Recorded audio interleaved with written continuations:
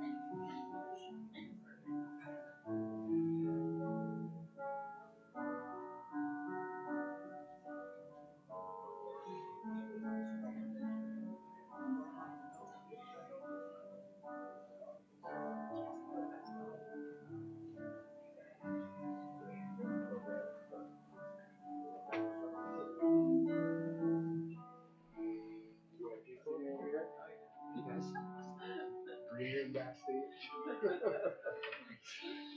Do you pay extra? Hello, everybody. Welcome. Thank you for being here. It means a lot to us all.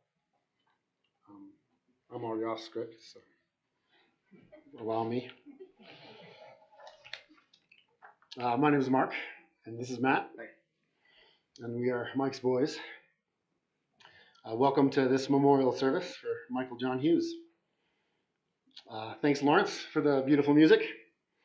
Lawrence was our dad's piano teacher, and Dad kept angling to get into Matt's band, and Matt kept blowing him off, and now he has to carry that burden.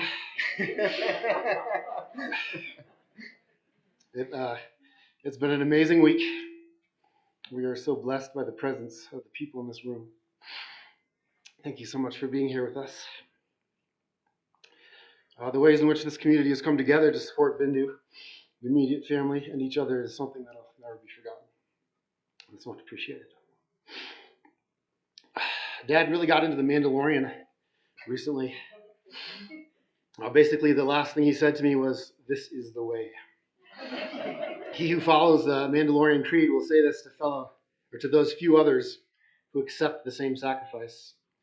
Much like Dad, the phrase reads simple and humble, but read deeper and find acknowledgement of devotion to choosing the right path.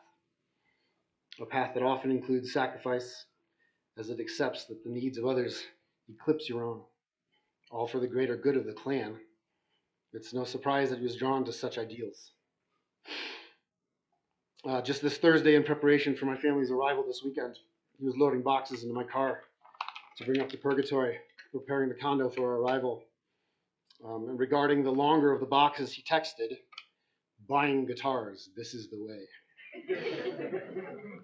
That was my final memory of him, always willing to help. I have a new one now that I want to share with you. This will be the hard part for me, so catch my breath.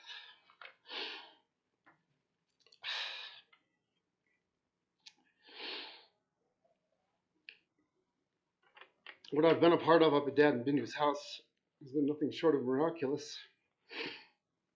An outpouring of love and grace and light in the memory of an amazing man. I've seen the lines between family and friend blur and then disappear.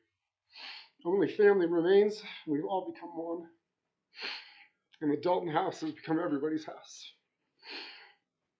And this is now my last memory of Dad. We may measure the quality of the man in the reflection of his love and goodwill for people around him that now is so overwhelmingly returned in the love and display in this room and up at Dalton over the last couple of days. And so that's my final memory. It's the last lesson he's taught me. Well, this is the way. I'm going to turn things over to Matt here. He's got the rest for us. Yeah, again, thanks to Lawrence, who was playing the piano. It was a huge part of his life. And even though he was probably never going to get a spot in my band, he did do a rendition for me of the Titanic theme song the last time I sang it. And it was markedly average, but considering how long he'd been playing, I think that there was hope, but it was the Titanic theme song. So yeah, welcome all, and I piggyback on what Mark was saying as far as how blown away I've been with the community coming together up at Dalton where he lived. People that I had heard about a lot through him, but I didn't know have sort of welcomed us into the community they have up there, and it was surprising after being away for a few years. He talked a lot about that community, but I hadn't actually seen it in action, and it was so impressive and so welcoming that just a huge shout out to all the people up there who were involved in that. It's been really inspiring to see. So thank you for that. As far as what's going to happen here, I don't think we'll keep you too long.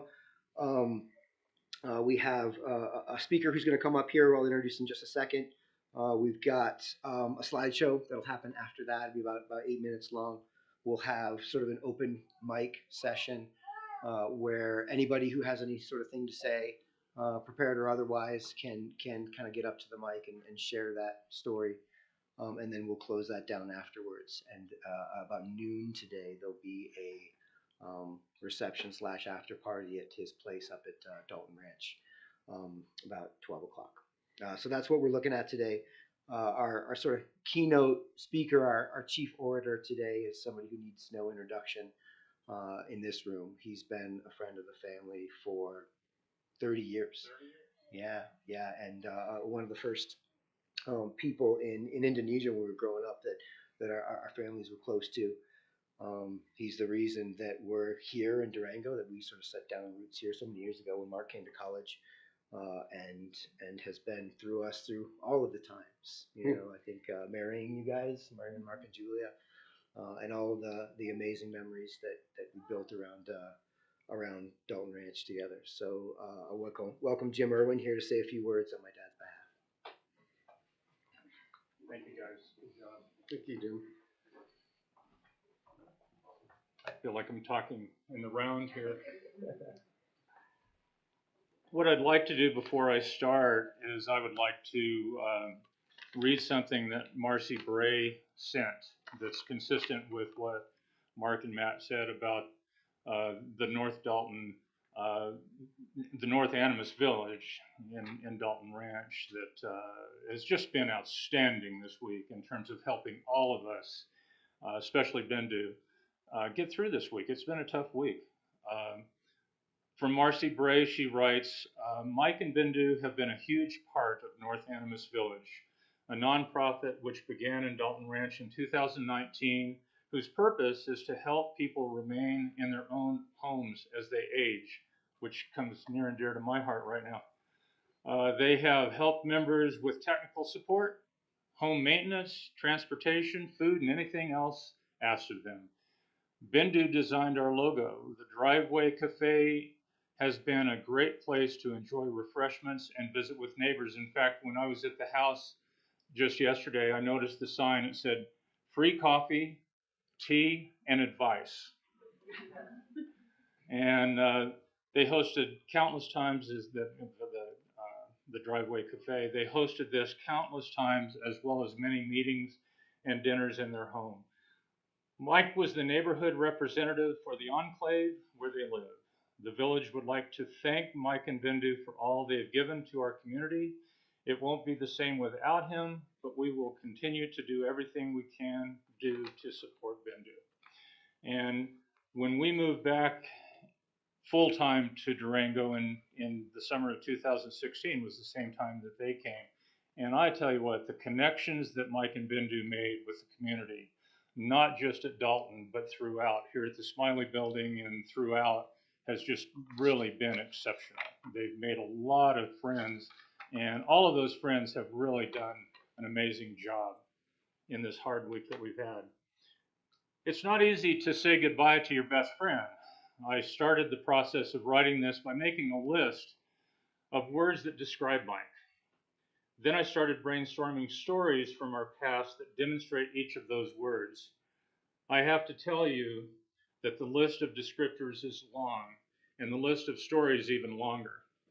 I could go on and on and on for a lot longer than the time that we have here today. I narrowed it down to an abbreviated collection of tales to share with all of you. Grab me later at the reception and I'll bend your ear with some more Mike stories. As an educator, Mike was the most caring and thoughtful teacher I have known in my 42 years in the business. He showed this consistently throughout his career and even beyond after he retired and remained in Jakarta with Bindu. He demonstrated this attribute in subtle and not so subtle ways.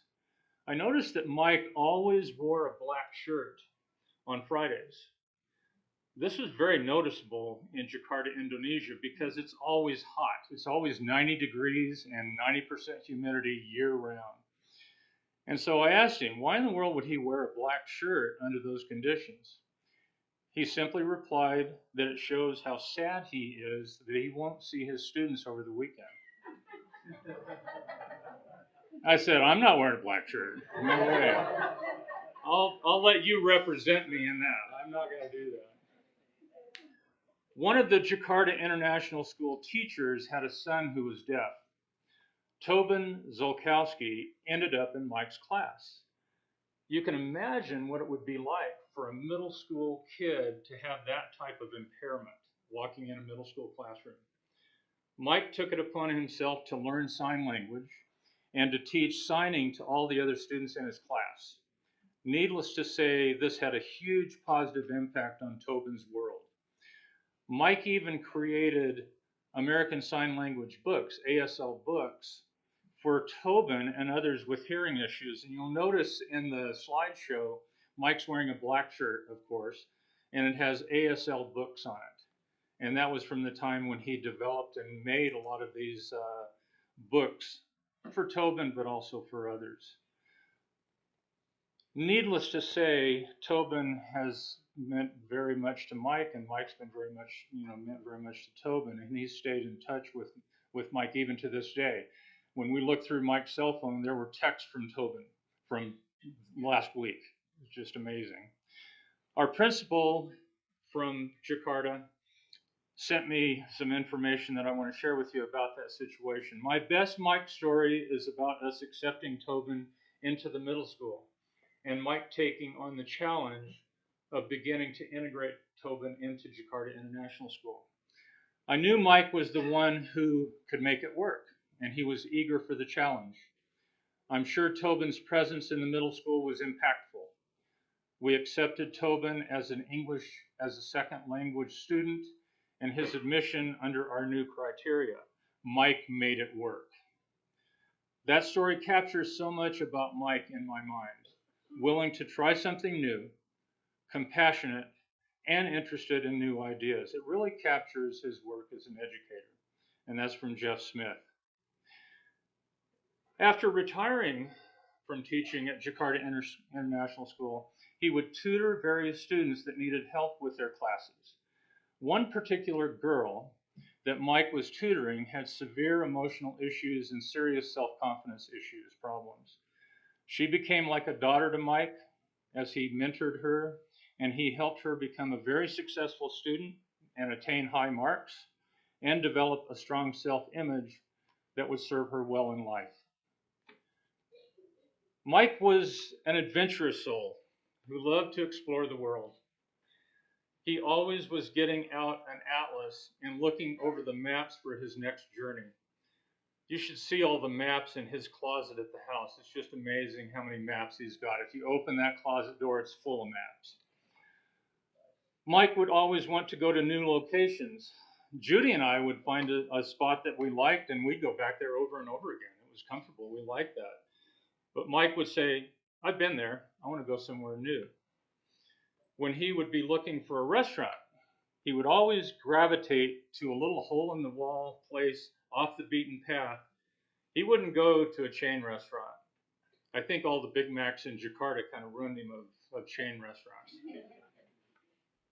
It would get him into trouble at times. He and Bindu just recently went down to Albuquerque, and they visited a downtown restaurant at night in a part of town you really want to avoid. It had a sign on the door, something like, gang members not allowed, gang paraphernalia not allowed, and that was the sign on the front door. Well, Mike went in anyway. This leads me to explain something else about Mike. he was what we would say very deliberate. Slow is probably too strong a descriptor. Deliberate is probably more appropriate to share. When we'd be meeting them for coffee in town, we would give them a good head start before we'd head to Durango.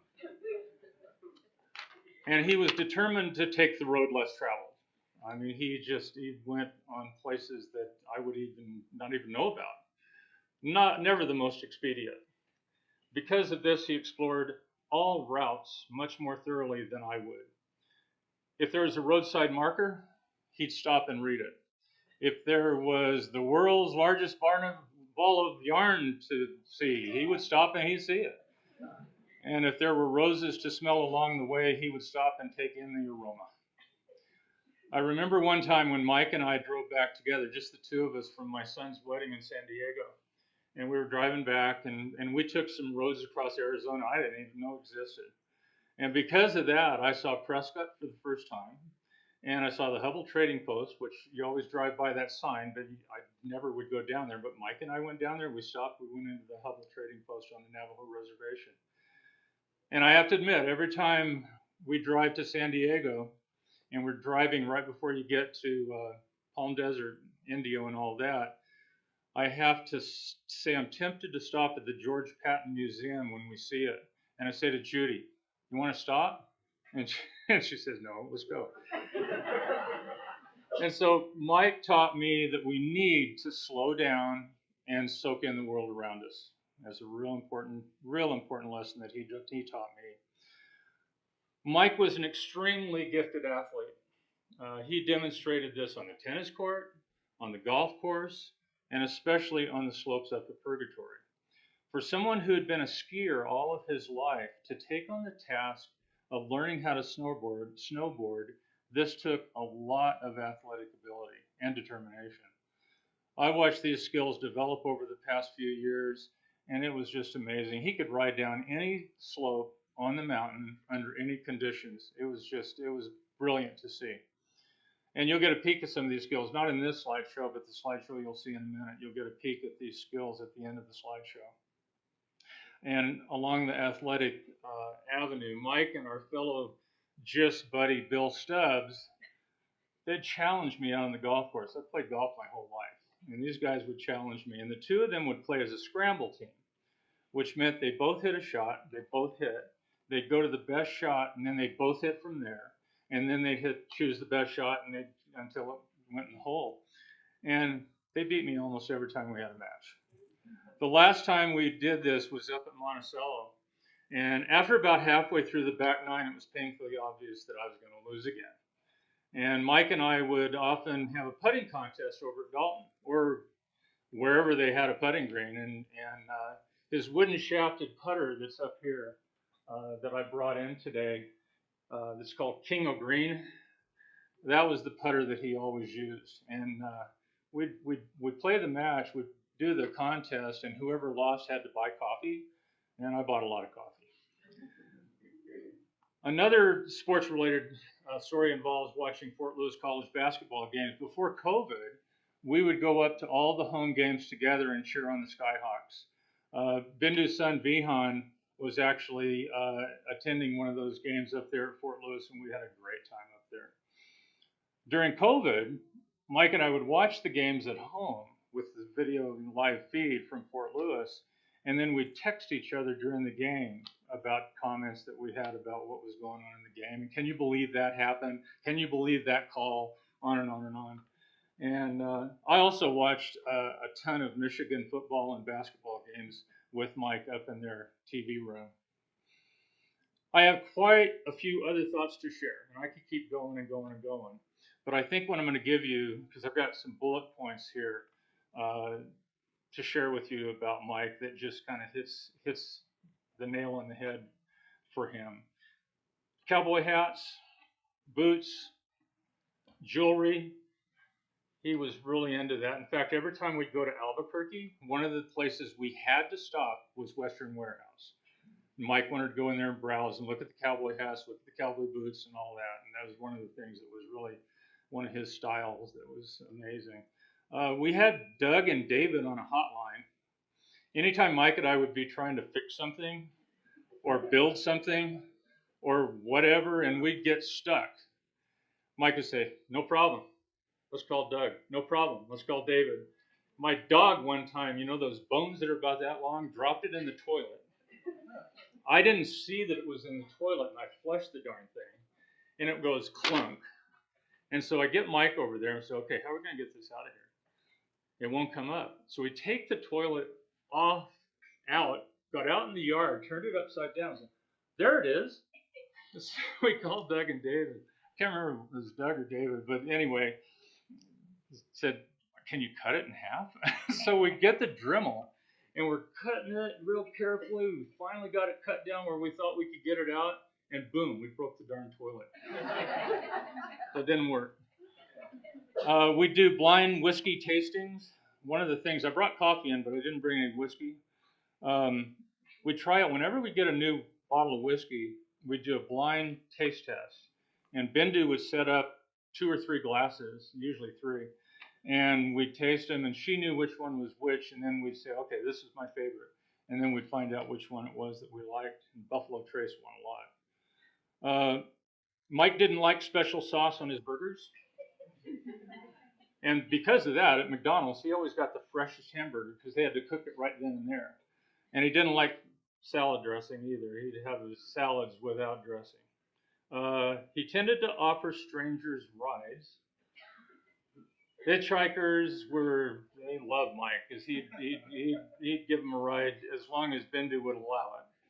And he'd also buy people gas that, "I need some gas to get home." And he'd take them and he'd go get them gas, and they didn't really want gas, they wanted money.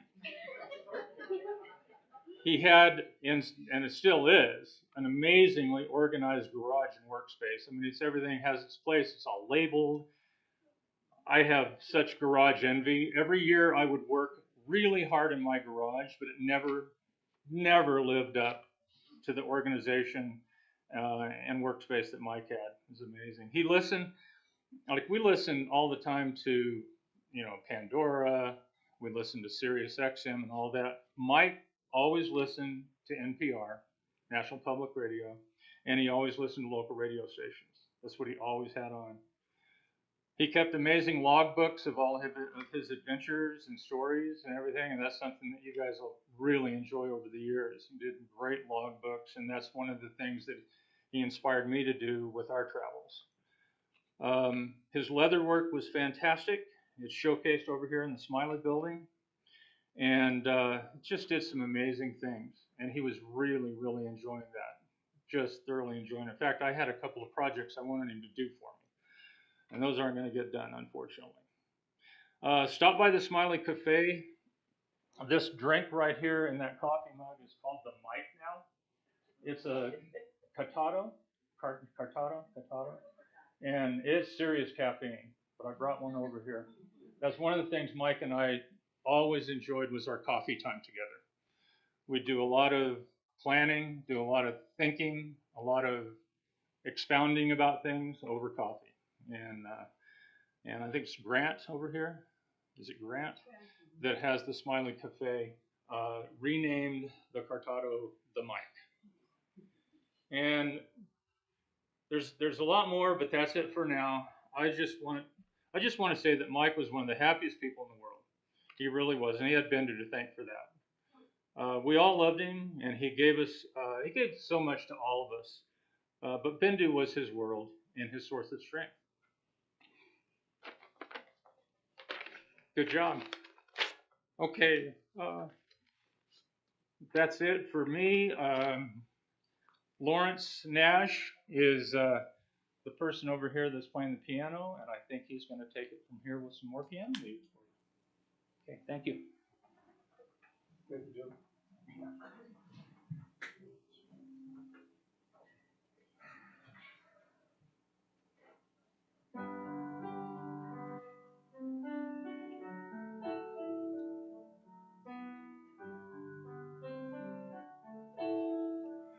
There are places I'll remember all my life, though some have changed, some forever.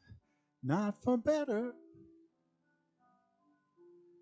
Some have gone, some remain. All these places had their moments with lovers and friends I still can recall. Some are dead and some are living in my life. I've loved them all.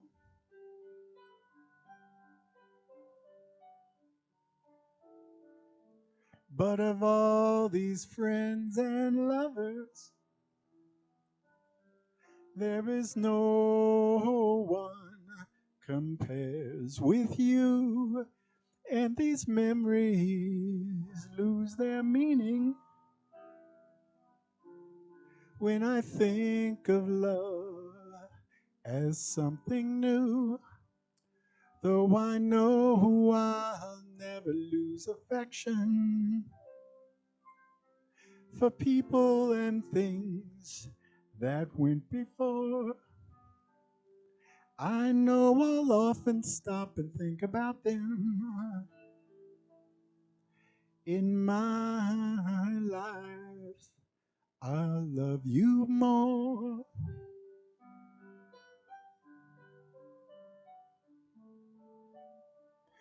Though I know I'll never lose affection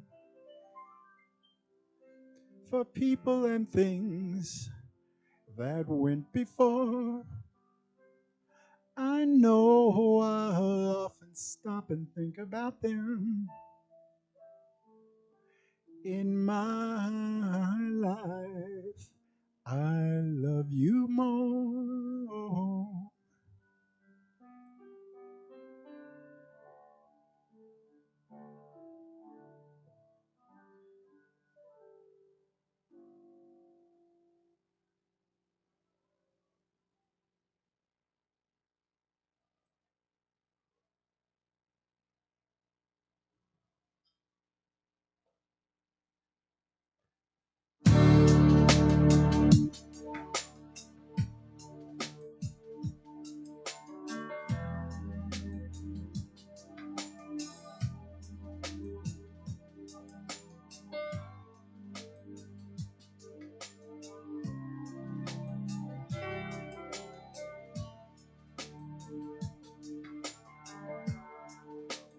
I had a good life before you came. I had my friends and my freedom. I had my name. Still there was sorrow and emptiness till you made me glad. Oh, in this love I found strength I never knew I had.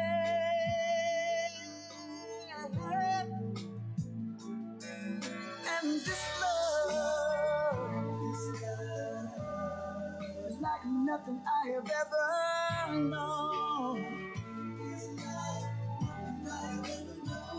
Take my hand, love. I'm taking you home. Taking you home. There were days, lonely days, when the world wouldn't throw me a crumb.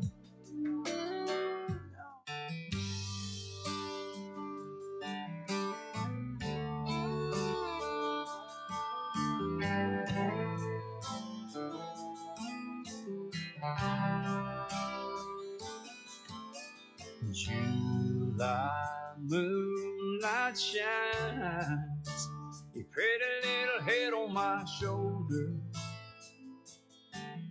Pull on the side of the road. My God, you're something like nothing I've ever seen. If I'm asleep, girl, let me dream. Baby, fall into my kiss. It should just happen like this. Trust it so much that there's no one else but us. It's a moment that says it's so right, 'cause that's all we have in this life. Drink up this love, baby, give it all we got tonight.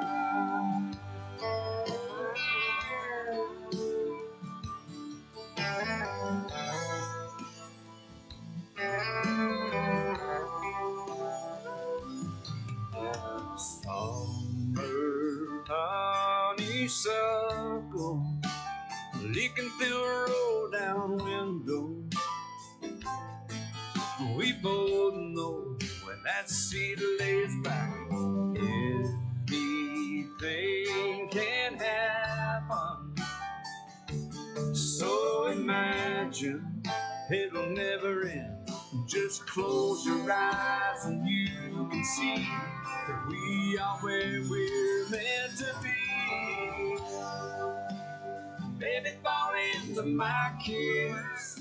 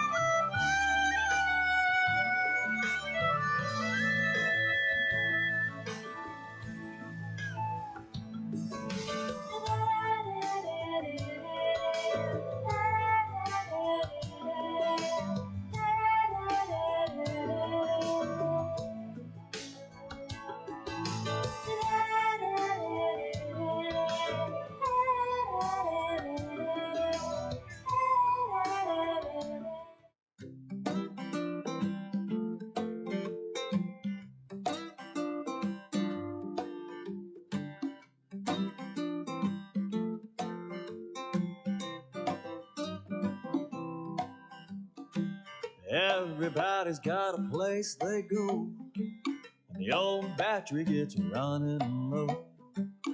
I'm a sucker for the sand and sea. If I had my way, hey, I'd always be way up high in a coconut tree, laying low with just my baby and me.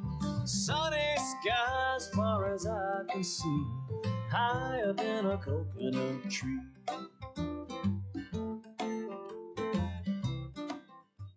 One, two, one.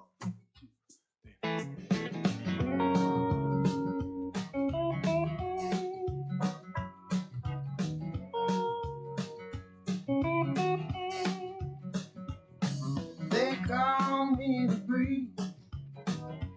I keep blowing down the road.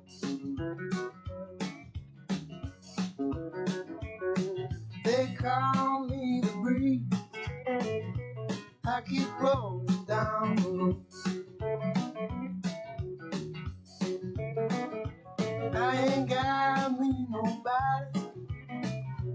I don't care, need no love. Ain't no change in the weather. Ain't no change in me. There ain't no change in the weather. Ain't no change in me. I'm not hiding from nobody.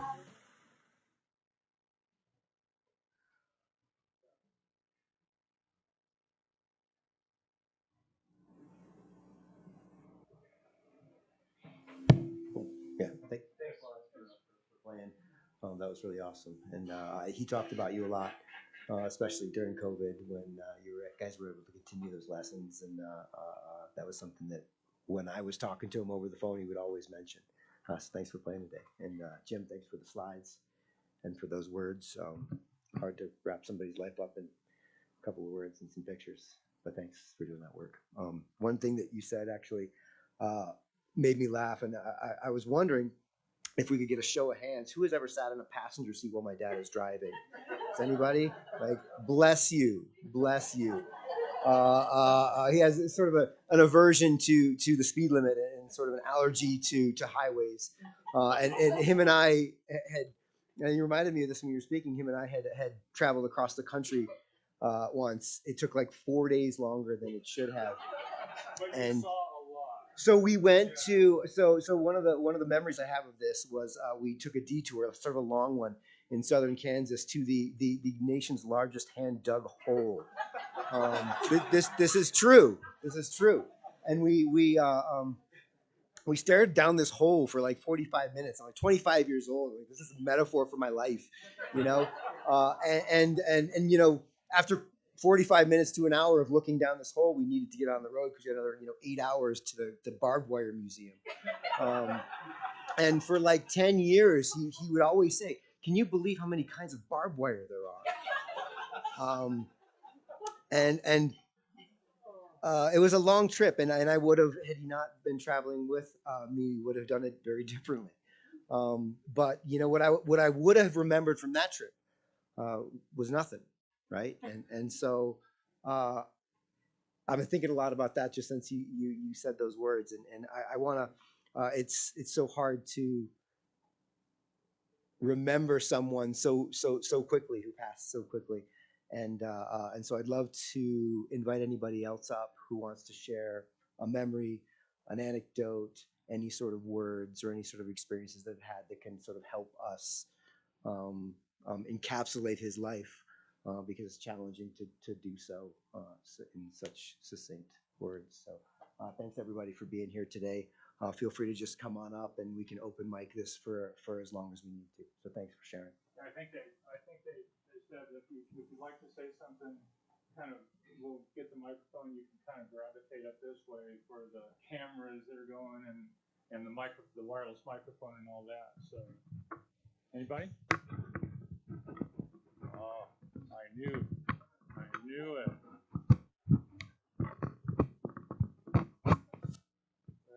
I can't be as eloquent or creative or fun as all of you. It's been quite a year for me in many ways, year and a half. But in thinking of this whole circumstances, it kind of comes down to been blessed with 50 years of support in actively engaging with life. And that's what Mike did day in and day out. Shared it with all of us. So thank you, my friend and brother, and may he rest in peace. And we're all so blessed to have had that and able to carry on.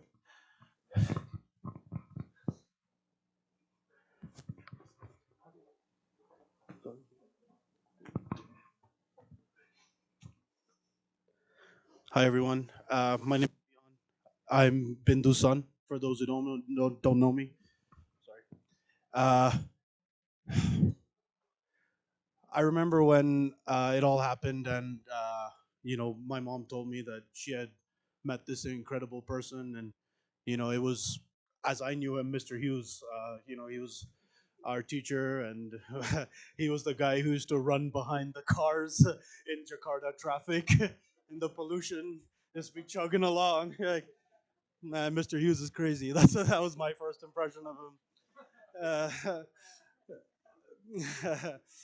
um, I remember when it all happened, and in our family it was a big deal. Like, oh my God, she got a divorce, and what's gonna happen, and there was a lot of conflict there.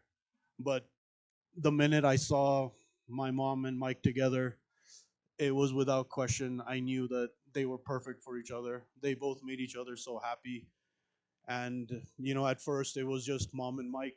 I didn't know how I would relate to him, but then as things passed, it felt so natural to call him my stepfather, and I am honored to have been there with him, and he fulfilled so many gaps in my life too. And it's amazing to see the family again, and all of you who've really been there for us. And thank you for supporting my mom. Rest in paradise, Mike.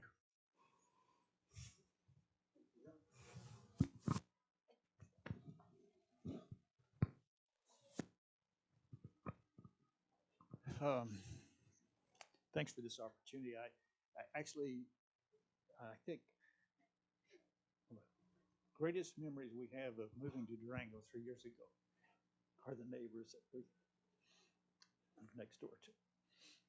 I'm going to try to get through this because after I heard about Mike laying awake at night and thinking, what is my memory? What would you say about this guy? So it's a little thing that I made up, and it sort of expresses how I feel about Mike. Oh, sorry. I'm sorry. She always tells me I don't speak up enough. So here it is. There are those who go through life playing in the surf along the beach, walking up and down, having a great time. The imprint that they leave on life, their footprints along the beach, are washed away with the next tide. There are people that venture a little farther up the beach and walk along the sand, and maybe they build a sand castle. And the imprint that they leave on life lasts a little longer until the wind blows it away. And then there are those who walk up to the cliff along the shoreline and carve their name in it and think that this creates a permanent memory. But even that, eventually, Mother Nature, takes care of it, and it evaporates. And then there are those who climb the cliff, go to the hinterland, walk across this great world, meet strangers, and make them friends. And they touch the lives and hearts of everyone they meet. When you want to talk about everlasting life, it's not the things you build, it's not the footprints that you make on this earth.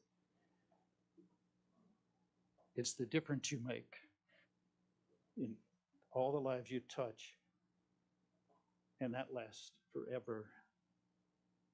So if you want to have everlasting life, you can live like Mike did. And you can touch lives, and that touching is going to be handed down from generation to generation for eons to come because you were here. I can't express how blessed I believe. I feel that he was here and he had a chance to touch my life and my heart. And that will be with me forever.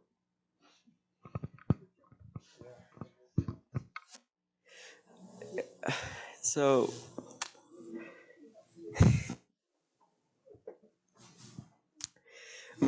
was really special to me in many ways. He helped me through a lot of hard times. He kind of he was there for pretty much everything. I talked to him some nights on the phone for hours. It'd be fun. He'd always email. I responded 20% of the time. I really regret that decision. Uh, and I think one of the best things that really happened was the shared experiences we got. Um, I started to snowboard. Um, I tried snowboarding with Wes. That didn't really end well, and so and I heard that Grandpa was also trying to snowboard with him, and that ended up being probably one of the best experiences I've ever had.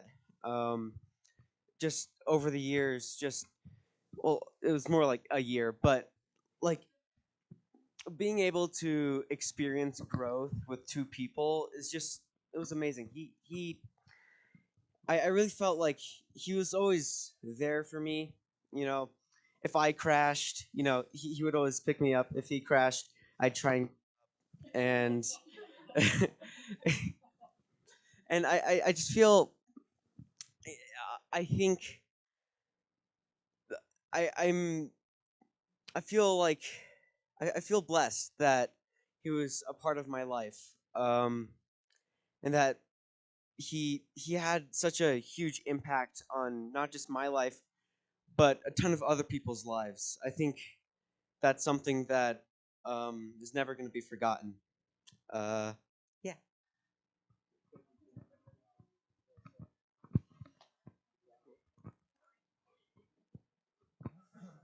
All right, we'll try to get through this too.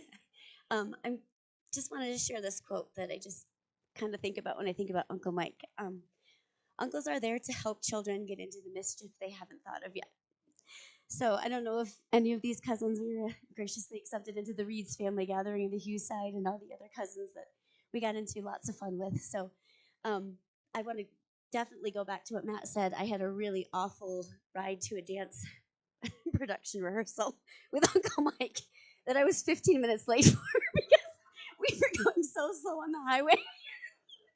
And I was trying, and I was in high school at this time. I was college production. So, here comes a little high schooler in late. She was riding with her Uncle Mike to get him to, but I was so thankful because he was the only one that could take me at that time. Everybody was busy. But I just wanted to say that he had an integral role in molding who we are as people. And that started with childhood adventures, camping, biking. I think Dad and Uncle Mike threw us, I think maybe with Mark and Matt too, in life jackets. The huge storm on Lake Huron, which we almost drowned, almost fell. Did you guys remember that?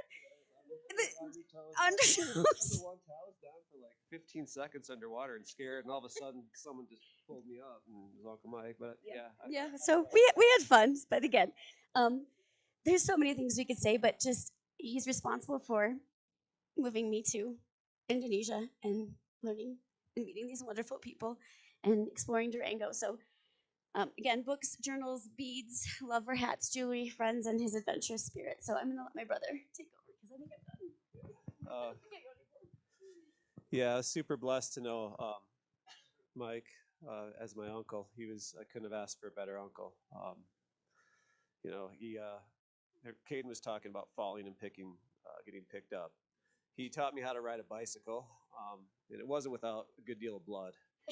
Um, he would push the bicycle, and then I'd go a few feet and I'd fall and I'd skin my knee or I'd skin my hand and get up and we'd try it again and maybe try it again the next day. But I mean that he really had that determination, and it wasn't that he wanted to see that I was hurt. It was more that he knew that the benefit that I would get from that and I would take with my life was worth all that effort and determination. he's always been there to give me great advice in life. And just such a big part of our childhoods. Many of you know that they would come back, the Hugheses would come back from overseas and spend summers with us. So I was really blessed to have that time with them. And the time at Reed's Landing, he spent hours and hours of his life untangling my fishing line. So for no fish. So sorry about that, Uncle Mike, but thank you for your efforts on that. But you know, he was been just there for my entire life. He was an athlete. I remember running with him at a young age and him teaching me just to go forward and go forward and go forward. I did an Ironman in 2016. The last advice he gave me for that was always forward, never stop. Always forward, never stop. So I'll take that throughout my life for sure from him. Yeah. So yeah, so many lessons in life I learned from him. Um, yeah, I'm gonna pass the mic to Cindy here, but rest in peace, Uncle Mike. Love you forever. We're gonna try. We're gonna try. Support. So, like they said, we'd see him on the summers. He had a hear you questions, you know, with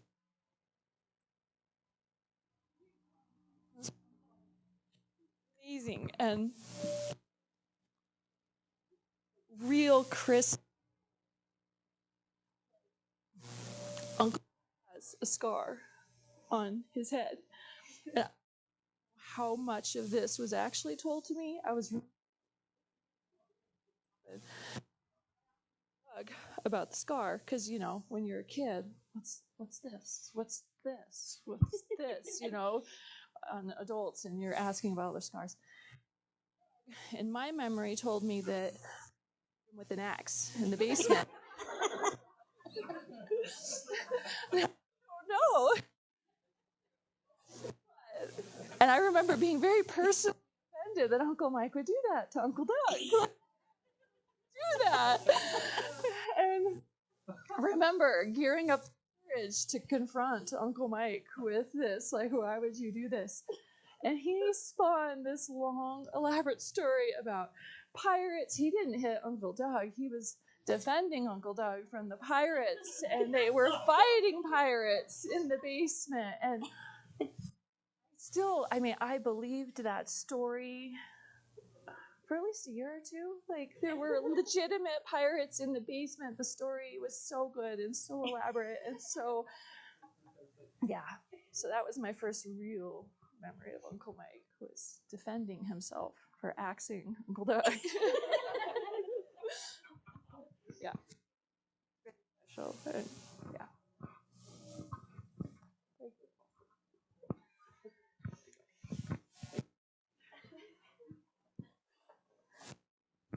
My name is Cindy, and I'm one of the art room artists. And I have known Mike for only 9 months, but those memories live so big. um, Mike was always about making connections and better connections. And every single moment you had, he was there to help, whether it was hanging artwork or adjusting a drafting table. He was always the go-to guy. You didn't even have to ask. He was just there helping to show up. And every moment you had with him was about better connections. He met both my boys, who are 19-year-old giant twins, and they're really hard to tell apart, except for one has like hair down to here and the other is really type A short hair. But what I saw after Mike passed was a little post-it on his window that said Sam and Chris, with a little icon drawn to represent each one, to make sure he got the names right, because he wanted to make that connection and wanted to make that better every time. And Friday morning, I hopped on my bike and was going to the art room. And as I looked at Parents Peak, which was this mountain west of town, there was this cumulus cloud like I had never seen before. I mean, it was just the loftiest, most heaven-bound set of clouds I had ever seen. And I've got this thing about painting clouds. If you stop by my space, you'll see I've got an issue with that. But but I took a picture and immediately started painting it on Friday. thinking there's something I didn't know about that was causing this optimistic thrust towards the heavens. And I found out a few hours later that he had passed. And that's my confidence in knowing that he is in heaven right now, because he was that was the proof. So thank you, Mike, for the connections.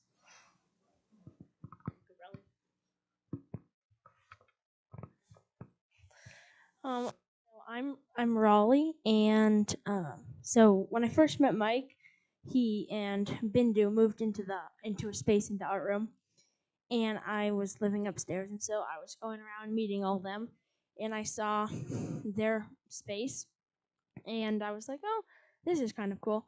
So I started talking to Bindu, and then Mike came in, and he I was like, right when I first saw him, I was like, oh man, this guy's cool. And then I was like a little scared to talk to him, and so I left. And the next day I came back down, it wasn't there, and so I'd come down a lot when I walked through the cafe, and I saw him, and then I figured out that he was a piano player, and I am too. And so we started kind of talking about our music together, and he was always like, Raleigh, can you give me one of your songs? Because he'd always want me to play for him, and I'd always be too embarrassed. And I regret that, because I've only played for him at my piano recitals when it was like a thing. But anyways, he gave me one of his songs, and I was supposed to give him one of his. And I was like always kind of nervous to go down there. But then I was like, all right, I'm gonna give it to him. So I went to talk to him, and then he left on a trip to India with Bindu, and he was gone. And I was like, oh, like I was feeling like there was something missing from the building. And then he came back, and I was like, oh yeah. And I told him about my piano recital, so he came, and the first thing he did, he ran up to me and he's like, Raleigh, can I have your autograph? I know you're gonna be swamped afterward. And I was like, okay. And so I signed it, and then he stood there for the whole rest of the piano recital, watching all the kids and then me. And so each time I met him, I just got this deeper connection with him, and I was very excited to how should I say this? I was very excited to be with him for the rest of his life. But then, now that he passed, I'm sad, and I really miss him.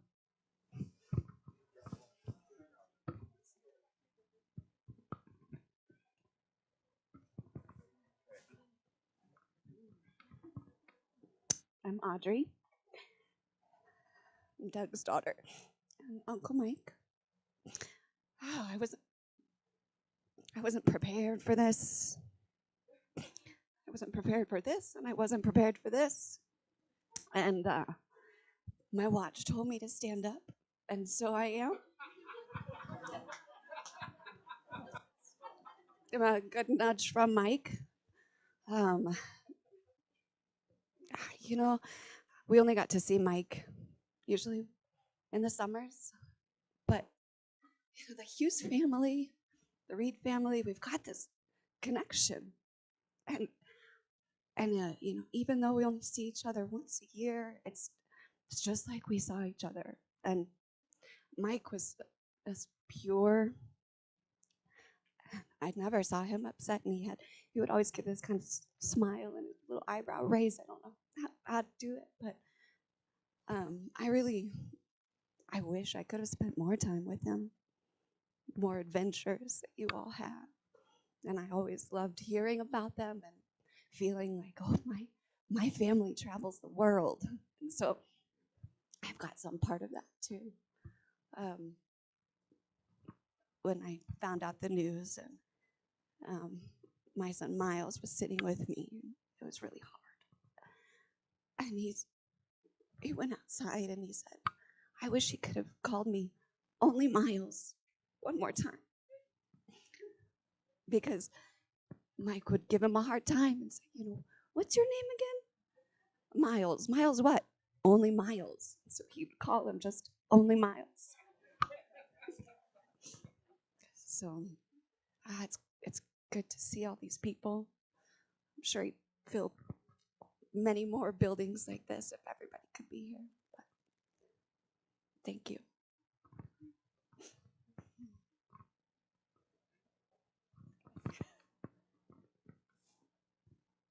So first of all, I can't promise I'm not going to cry because I'm so bad about that. But something that Jim said really resonated with me about Mike, and that is that he's deliberate. He was deliberate in every aspect of his life. And my most fond memory of Uncle Mike, I'm Doug's granddaughter, by the way, is when me and my grandpa Doug came down and visited Mike and Bindu here in Durango. Um, I wish I had more pictures of those days that we were here. Um, I also think that I was a little young at the time, even though I'm not much older now, to really appreciate how deliberate he was. Because I remember us just sitting on the porch, having coffee and fruit, and watching the golfers. And I remember being bored. And, I was a 19-year-old who just has had the whole world ahead of her. And I really wish that I would have just sat there and enjoyed the moment. And I remember Mike being a person who always just sat there and enjoyed the moment. And that's what I'm going to take with me for the rest of my life from him.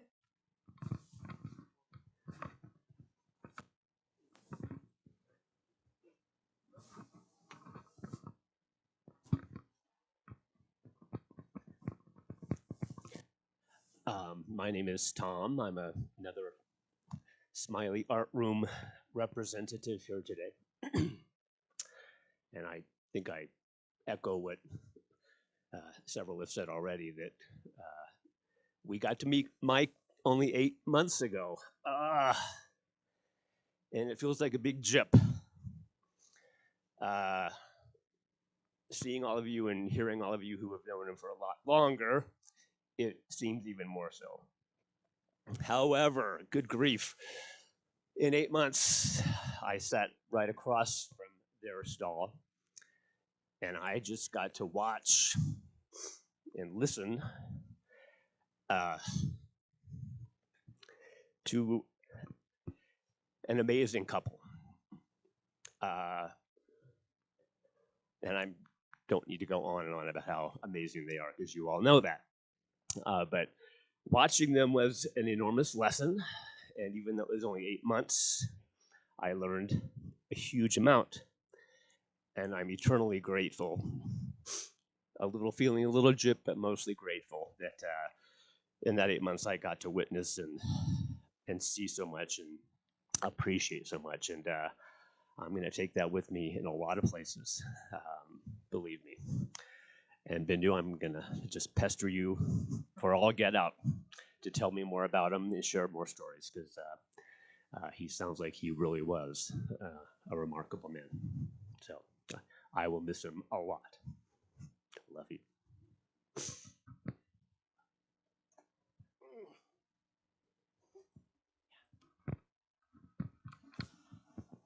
Hello, my name is Ross, and I married into the family about 10 years ago.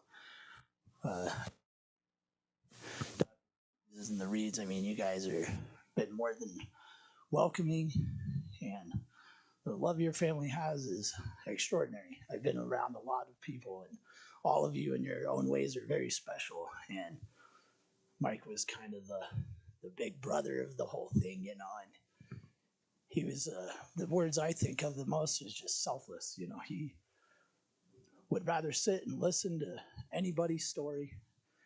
He wanted to help anybody that he came across, and it was without reservation.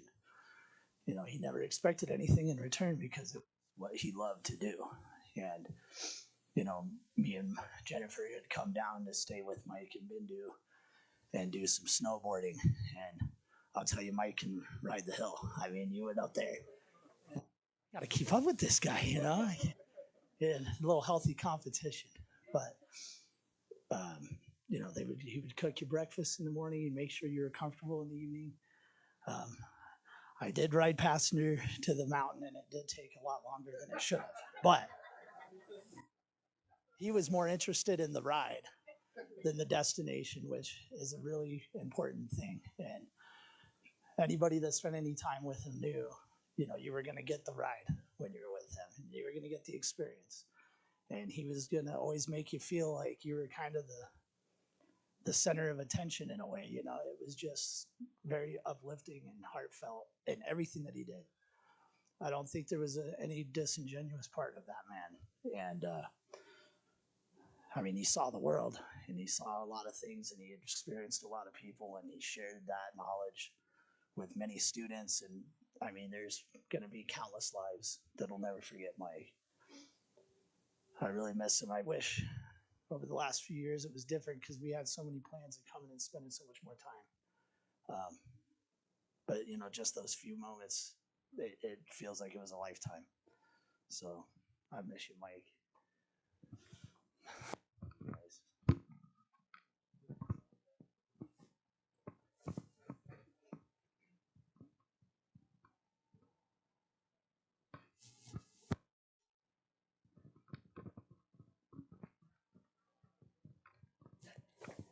This is very unusual for me.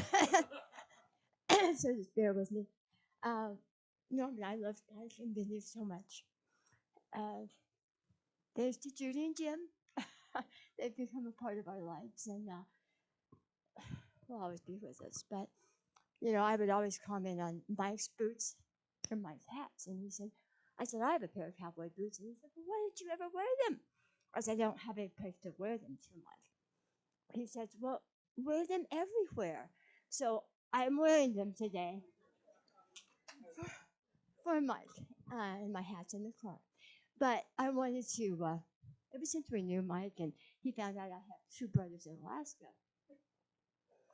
it was like, Janet, when are we going to Alaska? When are we going to Alaska? And it's not like my favorite place. You know, I was up there for a while, lived up there for a while. It's fine, but it wasn't my favorite place. And so I'm like, yeah. But he wanted to drive the campers. I'm like, I don't think it's going to happen, Mike. Do you know how far that is and with how Mike drives? You know, we're like, I don't know. You know, we'd go camping and we'd say, we'll meet you there, Mike, you know, because Norm drives just the opposite. He's fast. Lots of tickets to prove that. So the time came last summer. I needed to go see my brothers. We decided we were going to go. We had 2 weeks that we needed to go. And so I came. Mike was home alone. I said, okay, Mike, you want to go to Alaska in 10 days. We're going to fly, and this is the way it's going to be. Here's the tickets, and here's the time, and here's what we're going to do. We're going to fly. Yeah. What do I need to do? When's the plane time? You know, when are we going to go? What are we going to do? Bendu comes in, he says, Bendu, we're going to Alaska in 10 days. So, which we did, and so happy. I've never seen so much enthusiasm. That was Mike to me.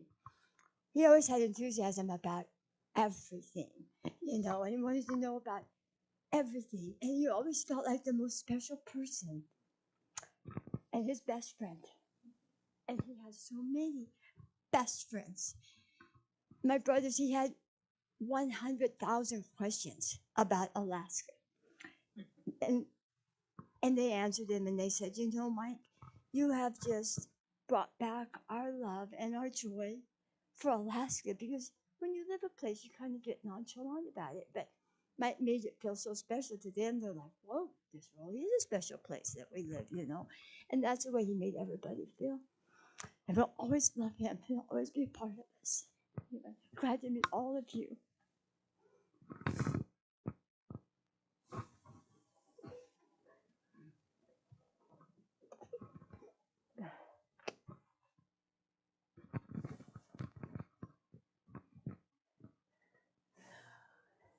Hello, I'm Heather. I'm also another artist in the art room.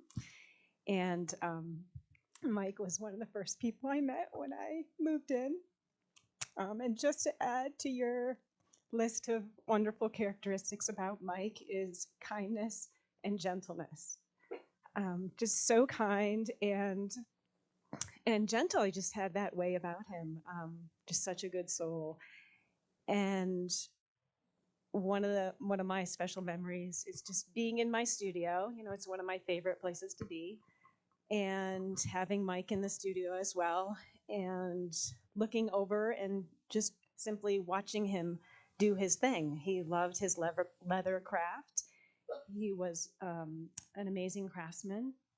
And when someone would walk in and talk with him, and just the joy that was in his face and the pleasure that he got from connecting with people and spending a moment with them, no matter how long they were there passing through the art room.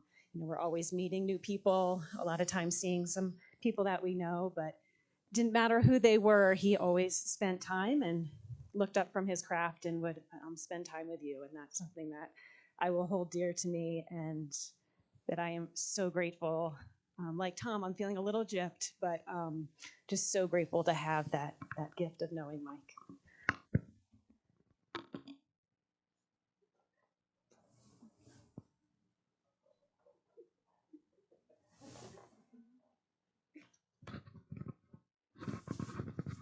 Hi, I'm here. I support my brothers here. Came to a celebration of life, and it turned out to be a lesson in life. And slow our roll.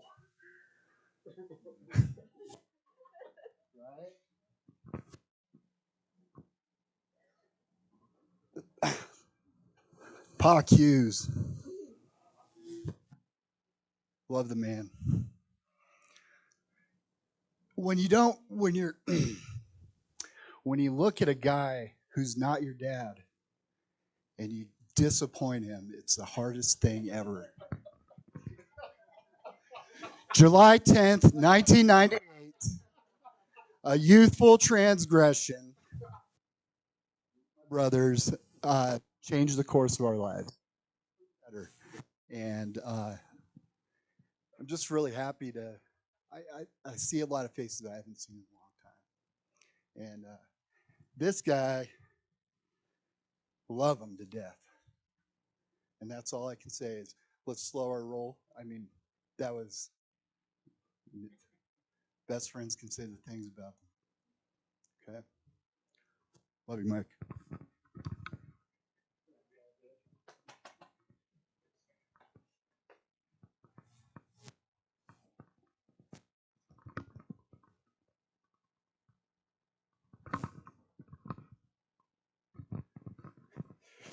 I'm Grant Andrew. I own the Smiley Cafe. And when Mike and Bendu first showed up, Mike came over and he said, I'm going to be in here a lot, so I might as well just introduce myself. And I'd like a couple of cortadas. And I knew then we'd be good friends. I think one of the questions that we have in life as younger people, knowing that we're getting older, is like, what's it look like to age well? What does it look like to grow gracefully? And Mike was one of those people that I looked at and thought, I'm just going to watch this guy. And then, damn it, that's not going to work out. So to come up with a different plan. Mike and I connected on a lot of levels, but we really enjoyed music. And in 2022, he told me that his goal was to learn a song on the piano every month. And I appreciated your remarks, but he loved it. And so dutifully, we talked in January. He said, "I'm learning Desperado by the Eagles, which is one of my favorite songs." And about 10:30 at night, the 31st, he may have been a great educator, but he's still a student. So the 31st of about 10:30 at night, he sends me a text message, and I just this always forward, right? The okay, here's January's effort. Now on to February. But let me see if I can just play a snippet here of.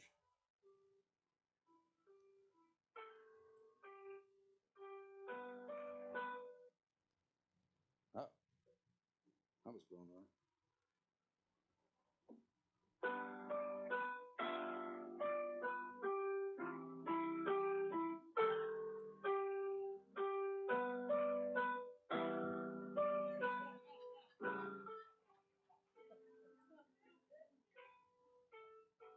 Poor Bindu. She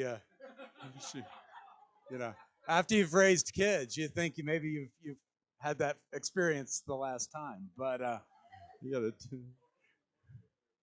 it turns out Bindu got to have that experience all over again. No, not that note, not quite. So I do think that Mike loved to live, and he loved to learn. And in the end, as I reflect on it, I think that he did give me something to think about as I grow older. That you live each moment fully engaged, and you take care of the people around you, and you're generous and you're graceful, and as life gets changes, you mature and you change with it. And I don't think I've ever seen anybody that looked as good going through the world. So I'm sorry for your loss, Bindu, and Mike will miss you.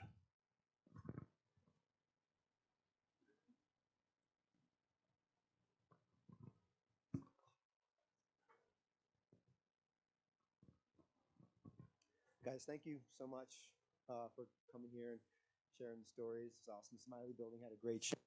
A lot of standing room only in the back, and people that couldn't afford a ticket still in the lobby. Really appreciate you guys being here, sharing those stories. Raleigh, thanks for sharing your music with them. We always thought the country music could kill them.